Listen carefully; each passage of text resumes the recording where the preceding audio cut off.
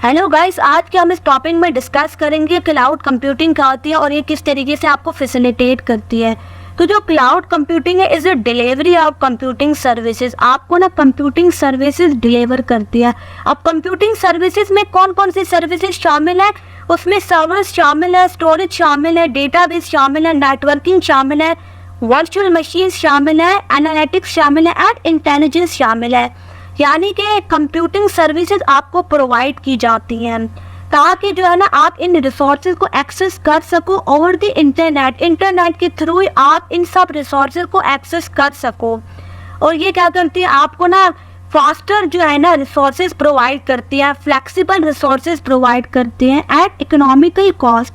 मतलब कि आपको ना कम रेट्स पे जो है ना इन सब रिसोर्सेज को एक्सेस करना बहुत ज़्यादा आसान बन जाता है। अगर आप खुद सोचो, आपको ये रिसोर्सेज खुद से जो है ना ख़रीदने पड़े तो आपकी कितनी ज़्यादा कॉस्ट आएगी। लेकिन ऑन द अदर हैंड जब आप जो है ना ये क्लाउड कंप्यूटिंग के थ्रू ये सर्विसेज बाय करते हो तो आपको बहुत ज़्यादा कम कॉस्ट पे करनी पड़ती है। नहीं तो आप जानते हो जो सर्वर्स होते हैं, स्टोरेजेस होती हैं, ये कितनी महंगी आती हैं और ये डेटा सेंटर बनाने के लिए ना बहुत ज़्यादा टाइम लगता है और बहुत ज़्यादा रिसोर्सेज लगते हैं। बहुत ज़्यादा जो है ना मुश्किल काम है।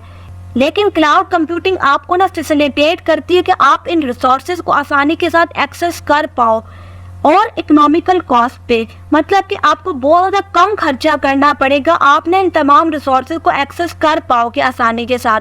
अगर आपको अपना डेटा सेंटर बनाना पड़ता ना, वो बहुत ज़्यादा इकोनॉमिकल कॉस्ट थी आपके लिए और बहुत ज़्यादा मुश्किल था उसको मेंटेन करना। उसकी वजह से आपको बहुत ज़्यादा एम्प्लॉयज़ रखने पड़ते और सर्वर्स लेने पड़ते, आपको स्टोरेज का इंतज़ाम करना पड़ता, बहुत ज़्यादा मुश्किल था। इसलिए क्या होता है, क्लाउड कंप्यूटिंग के थ्रू आप नए रिसोर्सेज को एक्सेस कर पाते हो। अब क्लाउड कंप्यूटिंग किस तरीके से वर्क करती है? Instead of owning and maintaining physical data centres and servers, आप अपने खुद के फिजिकल डेटा सेंटर और सर्वर को मेंटेन और ओन करने के बजाय you can access technology services through the internet. आप इंटरनेट के थ्रू जो है ना इस टेक्नोलॉजी सर्विसेज को एक्सेस कर सकते हो from a cloud service provider. यानी कि आपने AWS खरीदा है या आपने माइक्रोसॉफ्ट एज्योर की सर्विसेज खरीदी है, आप जो है ना इसको इंटरनेट के थ्रू एक्सेस कर सकते हो। These resources are managed and maintained by the cloud provider। अब ये वो खुद ही मैनेज करेंगे जितने भी रिसोर्सेज होंगे। आपको जो है ना बस इंटरनेट के थ्रू इसको एक्सेस करना है प्राइस पे करके। allowing you to focus on your core business operation।